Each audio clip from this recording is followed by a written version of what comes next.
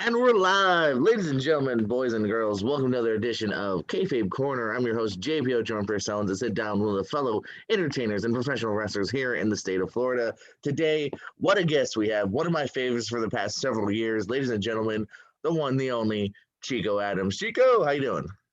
I'm living the dream. Thanks for having me. Absolutely. I just dawned on me. They're in the other room. I should have grabbed your sunglasses. I have a pair of your sunglasses. I should have worn it. I didn't think enough ahead. But we'll get into that maybe a little bit later. First of all, just literally, how are you? How you doing in this crazy time? How you been, man? I'm doing great. Just staying busy, trying to stay as healthy as possible. I've been training more than ever, not just in the ring, but in the gym, studying, just ready for whatever comes along my way. Where are you training at right now? Been very fortunate to train with TJ Wilson. So I've been training with him 2, 3 days a week, literally as much as I can. I mean, whenever there's training, I make the drive and I put the work in to get better. So I've been training there. I also sometimes I train with Chris Silvio at his place, and I like to train at as many different places as I can and train with as many different people as I can, just because you can learn something different from each person and then make it your own. I've also trained at the Thunder Championship Wrestling School, TCW, and that's in Winter Haven. I was there last week to check it out, and another great school. So yeah, just been learning from as many people as I can, and just trying to be as well rounded as possible. Very nice. Not surprised to hear you've always been a very busy, grounded guy. Very cool to hear. Let's go back now. Let's throw back all the way to the beginning. Where does pro wrestling first come into your life, just in general?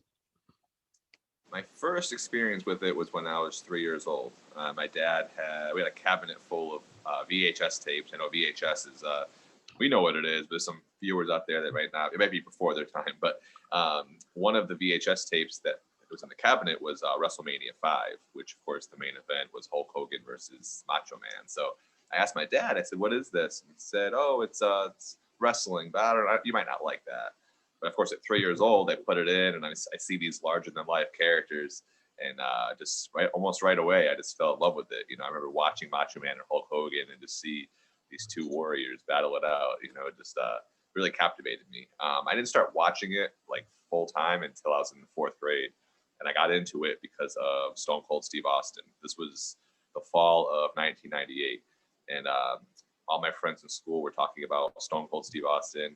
I'd go to the grocery store, there'd be magazines with Stone Cold on it. I'd go everywhere you went, there was Austin 316 t-shirts. So after a while, I was like what's the appeal about this guy? Like what's so great about him? I got to sit down and watch an episode just to see like what the hype's about. You know, I'll sit down, I'll watch one episode, and that's it.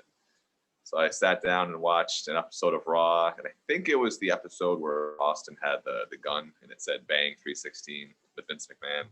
And then they're like, "Oh, tune in next week to see what happens." And I was like, well, I wasn't planning to, but okay, I'll watch next week's episode just to see what happens, and then that's it. I watched the next week's episode, and then there was some kind of like cliffhanger ending. I was like, all right, I'll watch next week's episode, and then that's it. And then, of course, before you know it, I'm sitting here on a podcast with Jordan Owens talking about my career. So got bit by the wrestling bug for sure in the fourth grade and never looked back. But I've always been enamored with entertainment. You know, I grew up, of course, just like any other kid, watching, you know, action movies, horror movies, playing video games. And I always wanted to be involved in the entertainment industry in some capacity, whether it was, I like being behind the camera, but I like being in front of the camera a little bit more. So I always saw myself being an actor or just anything in entertainment. And then when wrestling came along, it was all my interests wrapped up into one. You know, it was horror movies mixed with Power Rangers, mixed with, you know, Arnold Schwarzenegger, mixed with, you know, Michael Myers, Jason Voorhees, all wrapped up. You put it in a blender, and the end result was professional wrestling. So as soon as I started watching it full time, I was like, this is what I'm meant, you know, put on the face of the earth to do. So never look back. I love that answer, man. Same here, big movie guy as well. So that's cool to hear. So when does okay? I'm gonna become a professional wrestler. How old are you? Is that something from early, or when do you really start to make the first steps? Literally not long after I started watching it in fourth grade was when I decided, because like I said before that, I always wanted to be an actor, or, you know, because I'm a huge Arnold Schwarzenegger fan. I know you are as well. My favorite movie of all time is Terminator 2, Judgment Day. So I'm a huge action fan. And then I want it to be like, Talk about another VHS that got worn out of my house.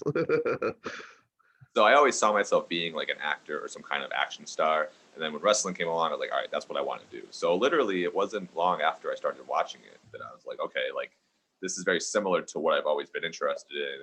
And so yeah, it was, to me, it was an easy decision. I was like, I'm in love with this, and I see myself always being involved in this in some manner, and couldn't think of anything else to do. You know, when I was in the fourth grade, I would tell my parents, my friends, my teachers that, you know, I want to be a pro wrestler. Of course, when you're in the fourth grade, that's not uncommon for a student to say, you know, they want to be something extravagant. But then, of course, you know, the general feeling is, okay, when you get older, you'll change your mind, you'll fall, you know, you'll lose interest.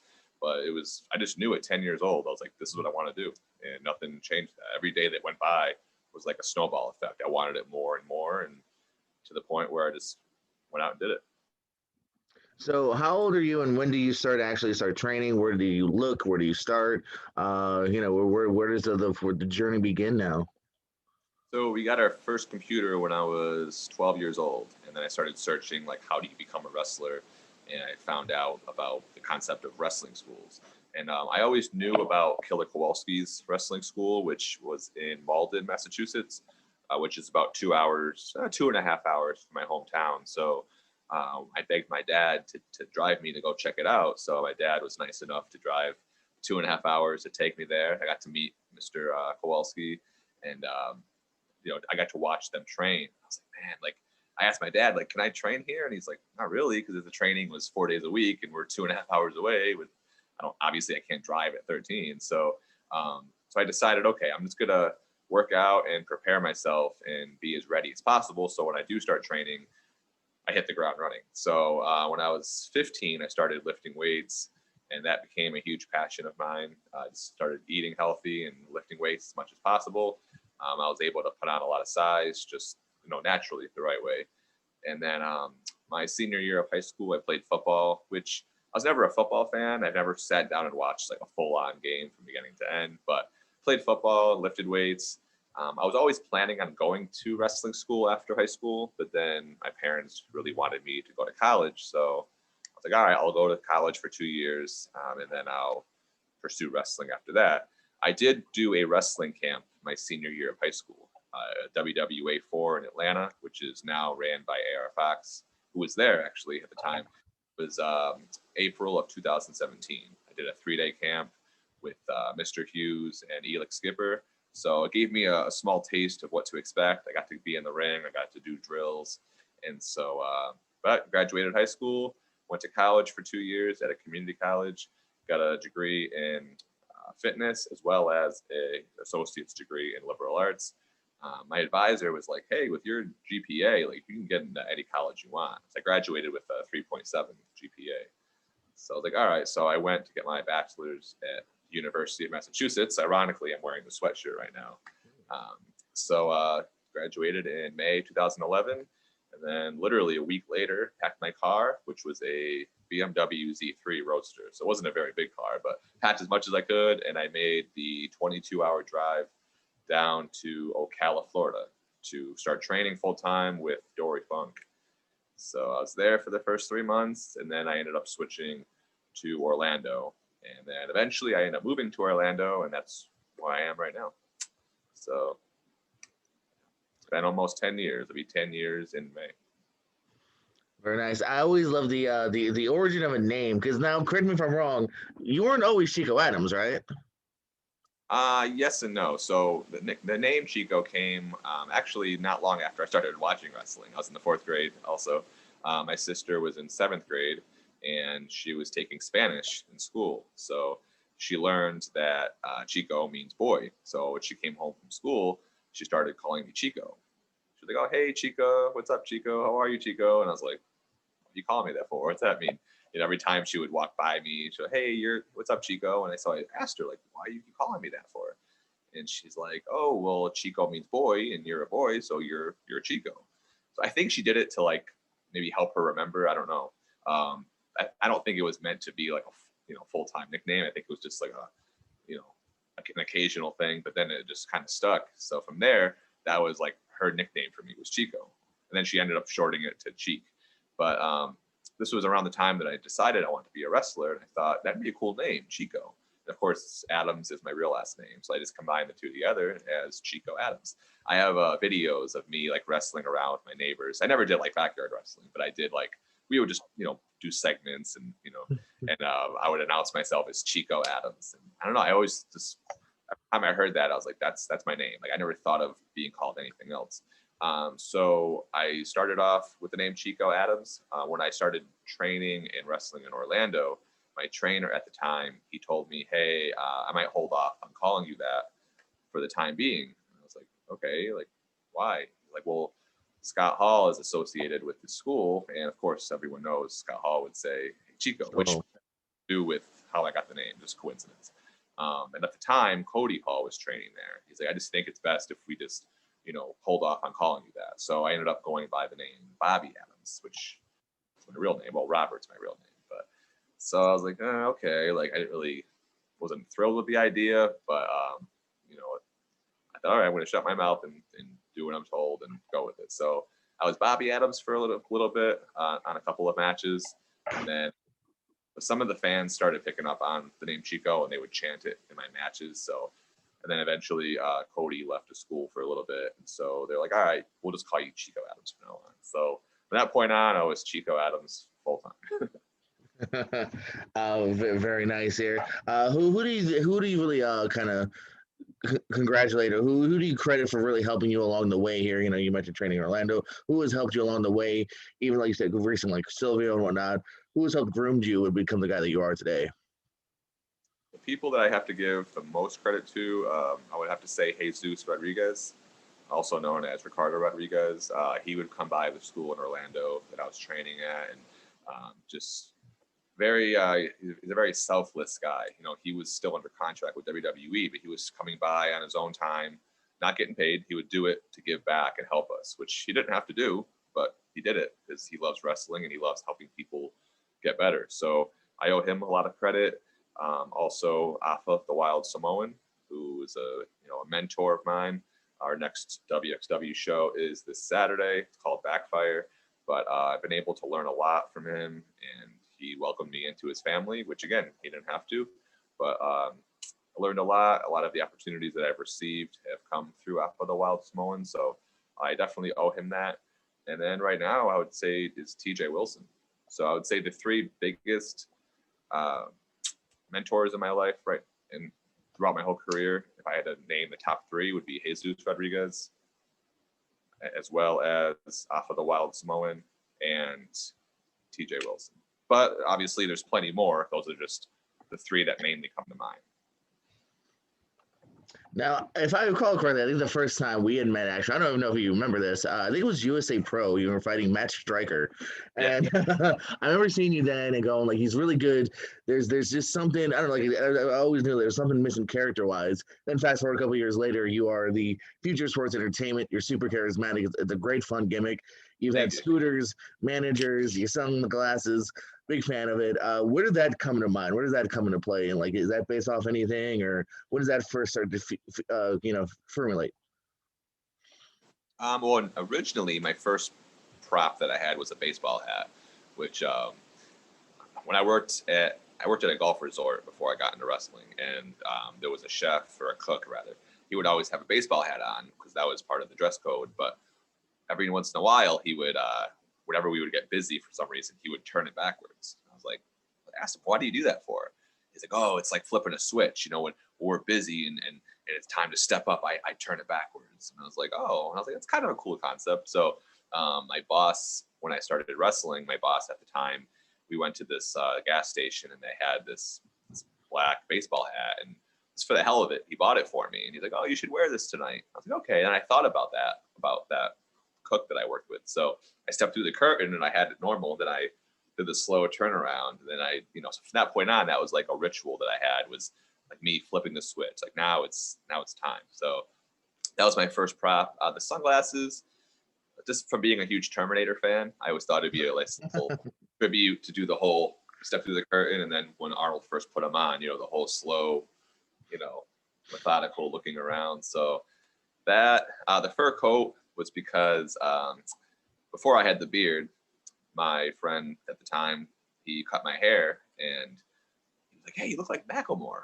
which I'd gotten that before. Like my cousin had told me once before, "You look like Macklemore." I was like, "Oh, okay," but and then like more people started picking up on that, and so the same person who cut my hair, he had I think it was his grandmother's fur coat. She didn't want it, and she was gonna throw it away. He's like, "No, I'll give that to my friend." He's like, "Hey, you should use this." So I thought, okay. So then I had the haircut, I had the fur coat, and then people started, really comparing me to Macklemore for that. I was like, all right, might as well go all the way with it. So I went to, ironically, a thrift store, and I picked up a scooter for like $10, and then did that. And so I never really wanted to capitalize too much on the Macklemore look, just because I didn't want to be that guy who's, makes a name for himself because he looks like this person. I always wanted to do my own thing, but I thought, I'd do it for a little bit just to get that, extra attention, and then when the time is right, switch to something else. So did it for a little bit, ran its course, and then I eventually got rid of the scooter, got rid of the fur coat, grew the beard, and then started becoming a little bit more serious and more myself. Now, I don't remember the last time I've seen you as a baby face, but do you enjoy also being a baby face, or do you really find the juice of it in being a heel? I just love to entertain in general, whether I'm babyface, whether I'm heel. The funny thing is, like the two matches I had with WWE, the matches I had in MLW, AEW, I was a babyface for all of them. So it's funny because last year, someone that I was training with, he goes, "Have you ever been a babyface before?" And I was like, "I've been a babyface more times than people probably think." I just love to entertain in general. I mean, if given the choice, I prefer being the heel, just because for me it's more fun pissing people off, and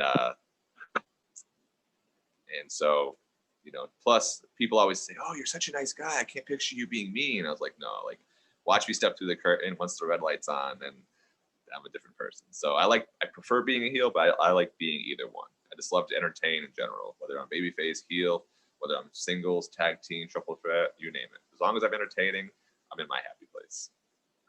So you mentioned companies like WXW. Any other locker rooms or promotions that you're happy to be a part of, either in the past or currently, anywhere in Florida or even in the country? um just all of them, to be honest with you. I've had a lot of memories at Real Pro Wrestling down in Fort Myers. And I think, yeah, just any of them. I love wrestling for Atomic Revolutionary Wrestling, ARW. And so our next show would be the 19th of February. It's our big anniversary show. But I've been very fortunate to wrestle a lot of top guys. I've had matches with Shannon Moore, with Adam Rose, with Elijah Burke, Gangrel. He's another one, Gangrel. The Gangrel's Wrestling Asylum down in the Miami area. So just any locker room where I can learn and grow is where it's at for me. So also I've been very fortunate to have wrestled in over a dozen states throughout the U.S. I went to Colorado in late 2019, did a 3-day loop up there, had a great time. The whole roster was very talented. They welcomed me in, very professional. So yeah, I'd be here all day talking about all the locker rooms that I've had, great time in. But yeah, I'm just very fortunate to me, when I go into a locker room, I feel like I'm a guest in someone's home. And so I always try to remain as professional as possible, and just honored to be there. What are some of your favorite matches that you've had? Who have you really clicked with that you're just you walk away going, "Oh, that was something special." Um, Sorry, 1 second. I'm trying to, No, you're good. charge my phone here. 1 second. I'm so sorry. No, you're good. I don't want the battery to die out on us. There we go. Probably one of my favorite matches of all time was against Gangrel, which was at Atomic Revolutionary Wrestling. It was WrestleMania week in 2017. Just because, I started watching wrestling, like I said, when I was in the fourth grade in 1998. And that's when Gangrel, was in the Brood. And that's when he was one of the first characters that I really got enamored by, because, growing up watching horror movies, watching Freddy Krueger and Jason Voorhees, Michael Myers, if I see this vampire wrestler come out and spit in the blood, it reminded me of, the horror movies that I loved. So being able to grow up as a little kid watching him, and then flash forward, almost 20 years later, now I'm in the ring with him. So I did a promo in a graveyard just to, because I really wanted to show that this match meant a lot to me and that I was taking it very seriously. So I did this promo and got a lot of attention, and it really set the tone. I remember being in the ring. It was at the Guilt nightclub, and it was very like dark, gritty feel to it. I'm in the ring.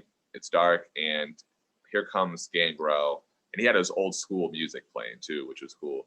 He spits the blood, and I remember thinking for a quick second, it brought me back to, being a little kid in my living room, watching him come out, and here I am, like, oh my God, like now I'm, the roles are swapped. Now I'm in the ring. I'm about to wrestle this guy, and the bell rang, and it was on, and it was definitely one of my top matches. Another reason it was so special was because Jesus Rodriguez, he was just there checking it out. He was just there watching, and he told me afterwards, he was like, "That was the best match I've ever seen you in.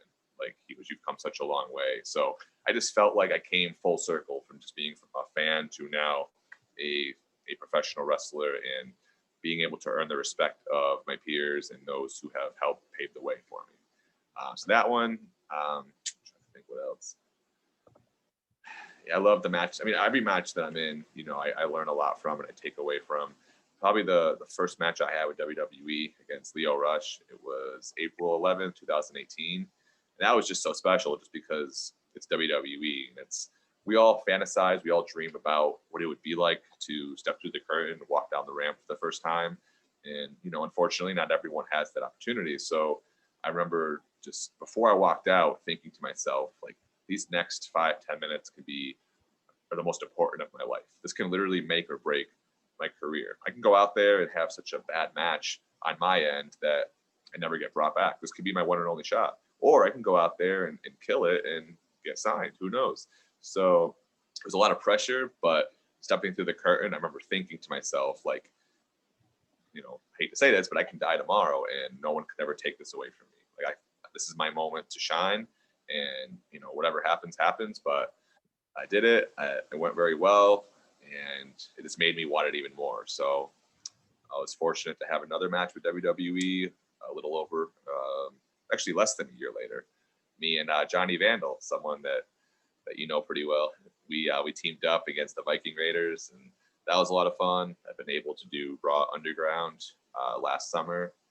And then, of course, I did the match against Jake Hager on AEW Dynamite, which was the first time I ever wrestled on a TNT network, national TV. I wrestled for MLW on their TV deal, but AEW was awesome because everyone has the TNT network. So I was able to tell some of my friends, my family, my parents were watching it, my sister was watching it.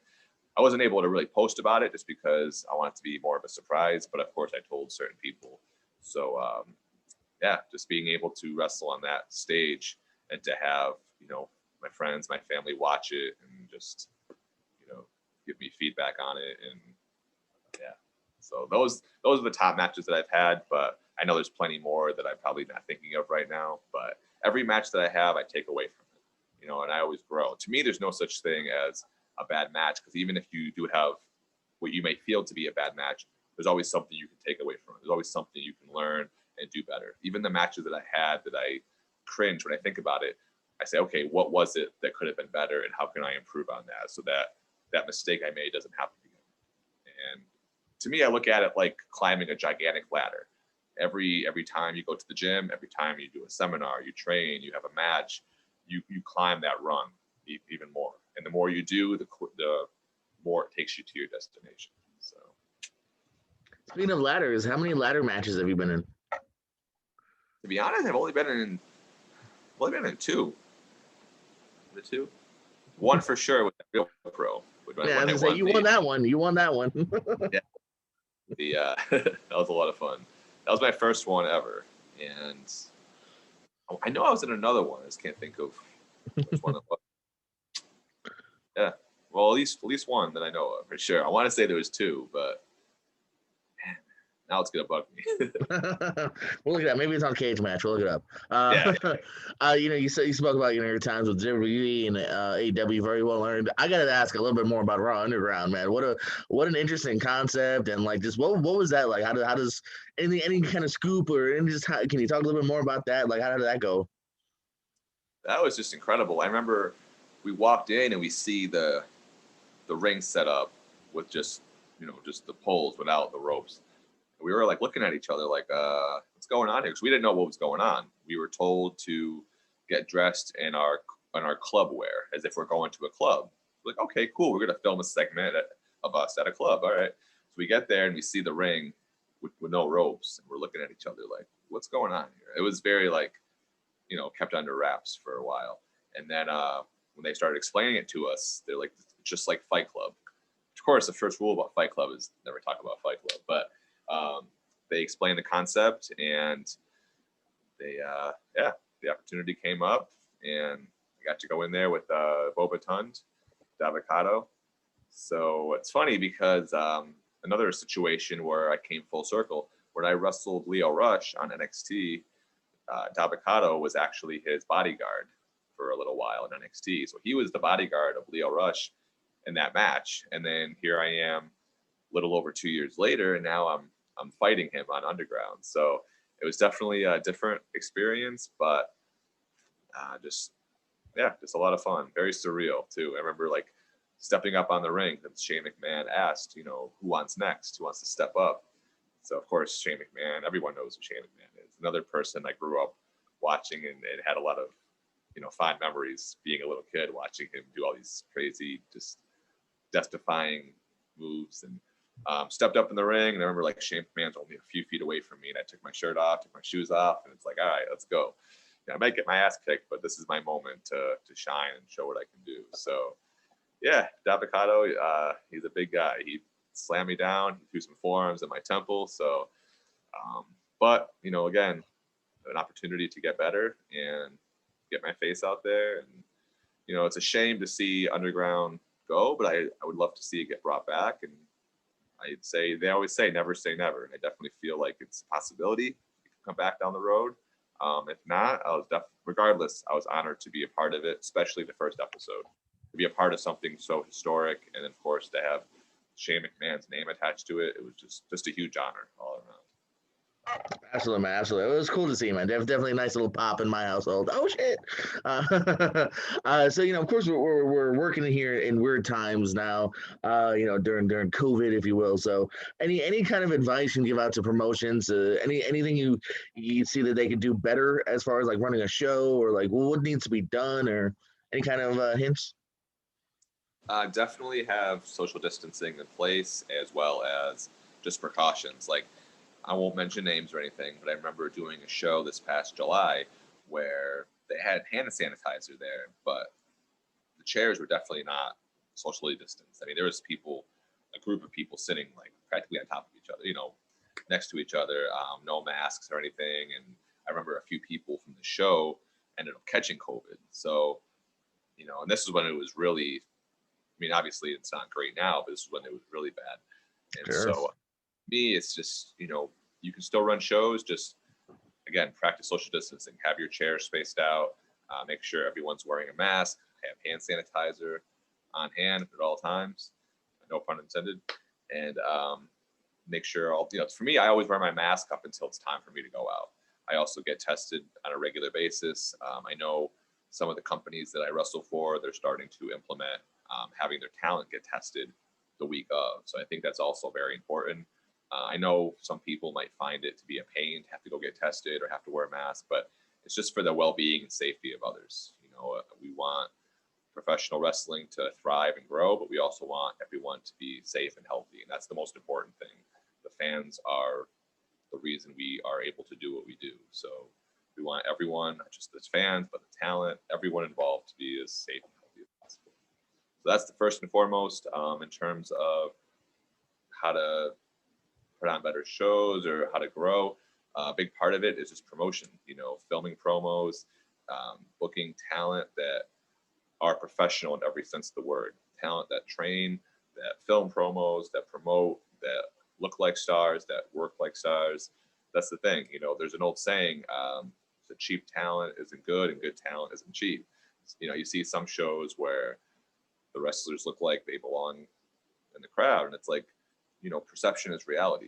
If you're a fan, you go to a show, you want to see these larger than life characters. Not saying the wrestlers have to literally be large, but each person should be unique and bring something different to the table. If they look like they belong in the crowd, then that's going to trickle down and it's going to make people, question, all right, why am I even going to this for? Just like watching superhero movies. You want to suspend your belief. You want to see these larger than life characters that you can't see anywhere else, that you pay money for to see and be entertained by. So, and also just have fun. It took years for me to really feel confident in the ring, but when you're having fun, the fans pick up on it and they have fun as well. So, yeah, just have fun, be safe, be healthy, and do your part to give back and help professional wrestling grow. Where do you see yourself in 5 years? Where is Chico Adams? Chico Adams will be entertaining the fans in the professional wrestling industry / sports entertainment industry. My ultimate goal, of course, is to get signed by the WWE. But to be honest, as long as I'm safe and healthy and able to entertain the fans, whether they're chanting Chico sucks, whether they're cheering me, booing me, I just want to be able to be safe and healthy and entertained. So my ultimate goal, of course, again, get signed by WWE, but I just want to wrestle. I want to be able to make a full-time living doing this and ultimately have fun. You mentioned being safe and healthy. Have you had any major injuries, or have you been able to stay pretty good so far? I've had a concussion before back in 2015. I was actually knocked out, which was I woke up minutes later in the locker room, and I woke up like almost in a dream state. I'm like, all right, where am I? I saw people that I knew, and I was like, okay, like I know this person. Like, where am I? I didn't even know what year it was at first. It took a few seconds for me to, really figure out what happened. So I ended up getting a CT scan done just to make sure I had no damage. Luckily, I was okay. There was no damage whatsoever. I was cleared within a week. But that was probably the scariest one, just because, again, I had memory loss at first. After took a few minutes before it came back. But I've had, a couple of chipped teeth, bumps, bruises. I've been very fortunate that I've, knock on wood, that I haven't had anything that have kept me out of action for more than a few days, luckily. But a big part of that is because, I eat healthy, I work out. Stretching is very big for me. Before every match, before every training, I spend as much time as I can stretching, warming up, making sure my body is as loose as possible. I've pulled my lower back before, not just in the gym, but also in matches, and to the point where, it can be hard to walk sometimes. And of course, doing what we do, that's not uncommon. So definitely stretch, warm up, stay as warm and as loose as possible. And yeah, just take care of yourself. That's it. But yeah, I'm very fortunate not to have anything too serious, luckily. And it's a huge fear of mine is to have to take too much time off, just because, to me, I'm full speed ahead. I never want to slow down. So of course, that's the nature of the business, though. Injuries happen no matter how careful you are, but doing my best and doing my part to prevent that from happening, and just being on point at all times. All right, so you mentioned before you thought about maybe being an actor. Let's do some role playing. All right. So after a show, you're riding high, you're the star, you're the best guy on the show. I come up to you. I'm a 17-year-old, bright-eyed, bushy-haired kid, and I go, Mr. Adams, that was great. I want to become a pro wrestler. Any advice? You want me to do this as Chico Adams, or? Oh, true. Well, let's say I got you outside. Or be real to me. What advice would you give someone that's starting out? I would say I hated hearing this, but I definitely agree with it 100%. And that is get an education first. If you're able to go to college, definitely do it. You don't have to, but try to have a backup plan, just because the odds of making it aren't great. Although my mindset was always, I'm going to make my odds in my favor. I'm going to make it no matter what. But probably the biggest and best advice I can say is be respectful and humble always to everyone, no matter what, because you never know who you're going to meet, and you never know who's who.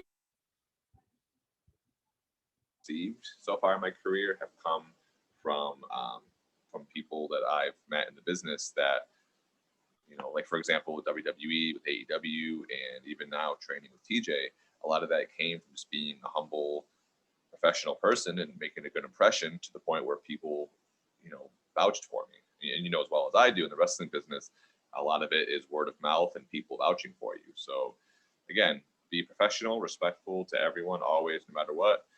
Make yourself look like a star naturally, meaning, don't take steroids, don't take any shortcuts, but be in great shape, not just for appearance reasons, but also being in the ring. What we do is very physically and mentally demanding, and you have to make sure that you're on point at all times.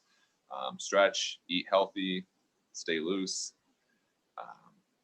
be ready to put the work in. Wrestling is extremely competitive. The odds of making it are very slim, but if you want it, no one and nothing can stop you. Train as much as you can.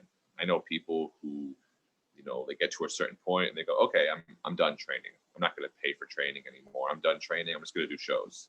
Well, that's not how it works. I've been doing this almost 10 years. I still train, up to 2-3 days a week, sometimes 4 to 6 hours at a time, sometimes more, just because I want to be the best. I want to be in the best shape. I also want to learn as much as I can. It's impossible to learn everything in wrestling. I mean, I train sometimes with Natty Neidhart from WWE. She's been wrestling almost 20 years. She still trains, and she still says, "Hey, there's still stuff to learn. No one knows everything," and she still puts the work in. It's if someone who's in the WWE who's been wrestling for nearly 20 years can still find the time and the effort to train, then so can the indie wrestler, indie workers out there. So train as much as you can, study, be different, be creative, be innovative, learn to connect with the crowd. Because at the end of the day, that's what it's all about. You can be the best wrestler, the best talker, have the best gear, the best look. But at the end of the day, if the fans don't connect with you, they're not going to care.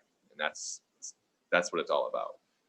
There's times where I go out to the ring and I'll have, not to be cocky, but I'll get the best reaction of the night from the fans chanting Chico sucks. I'll get a better reaction with my facial expressions, with my body language, with the crowd interaction than some guys that do crazy flips and death-defying dives. Not that there's anything wrong with doing dives or super kicks or flips or Canadian destroyers or leg slaps, but me personally, I would rather preserve my body and have as long of a career as I can. So even when I do retire one day, whatever that might be, I still have my body and I still have the life to do other things beyond that. So take care of your body, be respectful, be professional, train as much as you can, find your niche, be different, and learn to connect with the crowd. Now, for maybe the most important question of the show, have you seen any good movies lately? It's funny because my fiance has never seen the movie Scream, and a couple months ago, around Halloween time, they were doing the $5 like classic movies. So we actually watched Scream, which was awesome because I've seen that movie, I want to say probably close to 50 times, but never in theaters. And that was always a huge regret of mine that I never seen Scream 3 and 4 in theaters, but never the OG Scream. So we actually got to watch it on the big screen, which is special for both of us because she had never seen it before, but it was also my first time on the big screen. Of course, I'd seen it before, but it was still just special watching it on the big screen. The last full movie I've seen, see, I only watch movies usually when I'm at the movie theaters, but the last one in theaters I saw was Freaky, which is kind of like Freaky Friday, but with almost like a Freaky Friday meets Friday the 13th. So I actually liked it a lot. It was different, but very entertaining. And then we actually watched, she's starting to get into Scream now. So we actually watched Scream 2 a few weeks ago. Same thing. I've seen it a million times, but it was fun watching it again because it's been a while since I've seen it. And we're just getting ready for Scream 5, which comes out early next year, which I can't wait. So got huge horror fans. So yeah, Freaky was the last one in theaters, and then Scream 2 was the last movie I've seen at home. Right, that's good picks. I'm jealous. I've never seen Scream in a theater either. So that's cool. Yeah, that's cool. I was too young to see it at the time, but that'd be a cool one. I don't think I even saw 3. I think 4 was the first one I saw in theater. So that's cool. Any plugs, man? Where can people find you? Any merch? Booking events? Any places we'll see you soon? Start chilling. Yeah. So this coming Saturday, I know we already mentioned it, but February 6th, WXW presents Backfire live. I I am also wrestling for Atomic Revolutionary Wrestling on February 19th in Melbourne. It's the 4-year anniversary event, so it's a biggest one to date. There's a lot of names. There'll be a lot of great matches. Looking forward to that. It's actually Teal Piper, the daughter of Roddy Piper. It's her first match ever, so it's very historic, and it's going to be a challenge, but it's a challenge I'm looking forward to. And then I would have to say one that I'm very excited for is next Tuesday, February 9th, is my debut for Ohio Valley Wrestling in Louisville, Kentucky. This is really special to me just because when you think of OVW, you think of John Cena, Brock Lesnar, Batista, Randy Orton, Shelton Benjamin. Some of the greatest stars of all time have come out of OVW. And at one point in time, when I was probably 14 or 15, I decided I was going to go to OVW. After a couple of years went by, I decided to go to WW84. It's because WWE moved their developmental to Georgia. And then by the time I graduated college, they moved their developmental to Tampa. That's why I decided to move to Florida. But OVW has had a special place in my heart ever since I was a teenager. And I've been knocking on the door for a while. And it's finally going to happen. Tuesday, February 9th, I make my debut for OVW. I'm not sure who I'm wrestling yet, but regardless, very excited for the opportunity. I already have my oil change. I have 4 good tires, got a new battery for the car. So I'm going to make the 12.5-hour drive, wrestle, and come back and see what happens. So those are the my 3 next matches. So February 6th is WXW, February 9th, OVW, Louisville, Kentucky, and February 19th, ARW, Melbourne, Florida, 4-year anniversary. If you want to find me on social media, I'm on Instagram and Twitter at the Chico Adams. I'm also on Facebook. I'm approaching the 5,000 friends limit, but if you send me a request, I'll do my best to add you. It's facebook.com/Chico.Adams. Although if you type in Chico Adams, hopefully I'll pop up. Hopefully there's not another one out there like me. And in terms of merchandise, I do have a pro wrestling tee store. To search Chico Adams, I do have 3 t-shirts currently. And if you're able to see me in live action, I do have 8x10s for sale. I should be getting some sunglasses in soon as well. So try to bring those back. What colors do you have? I have purple. What other colors do you have? Probably I have like brown. I have white. Well, I'm gonna get some new ones. They'll be like multicolored. We have green. We'll have red. We'll have blue. All different ones. So next time I see you, I'll make sure you have a different one besides purple. But besides wrestling, I'm also a volunteer for the Make-A-Wish Foundation of Central and Northern Florida. And I also conduct anti-bullying presentations. So I'll travel around to different elementary, middle, and high schools. And so if you're watching this, and if you want me to come to a school, if you're a teacher, I'd be more than happy to come out. And if you'd like to donate to the Make-A-Wish Foundation of Central and Northern Florida, please send me a DM, and I'll be more than happy to send you the link. And Make-A-Wish has, a special place in my heart, and I love to give back. So if you're able to contribute in any way, please send me a message, whether it's on Twitter, Instagram, Facebook. I also have an email. It's bookchicoadams@gmail.com. So if you'd like to book me, or if you want to ask me a question or contribute to Make-A-Wish, or any inquiries, just please send me an email, and I will respond as soon as possible. And any parting words before we go, good sir? Just thank you so much for having me. It's truly honored to be on here. We go way back. We've had a lot of fond memories at Real Pro Wrestling, and who knows? I think it's long overdue that Chico Adams returns to Real Pro Wrestling. So they always say in wrestling, never say never.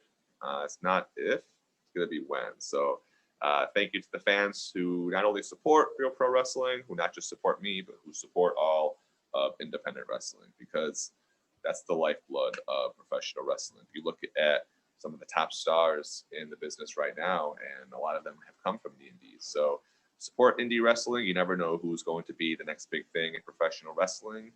And it's without the fans, we're not able to do what we do. So thank you to the fans who support me, who support independent wrestling and all of professional wrestling.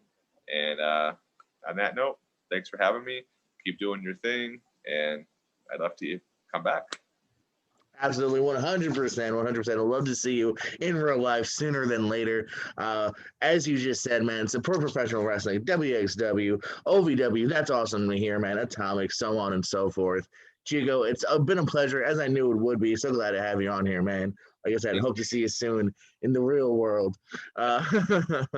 Chico Adams, ladies and gentlemen, the one, the only JPO Jordan Purcell. This was Kayfabe Corner. You know all the usual bibble babble, subscribe, notifications, ping pong, tilly wongs. This is JPO. Thank you, and as always, keep it kayfabe. Good night. That's my thing.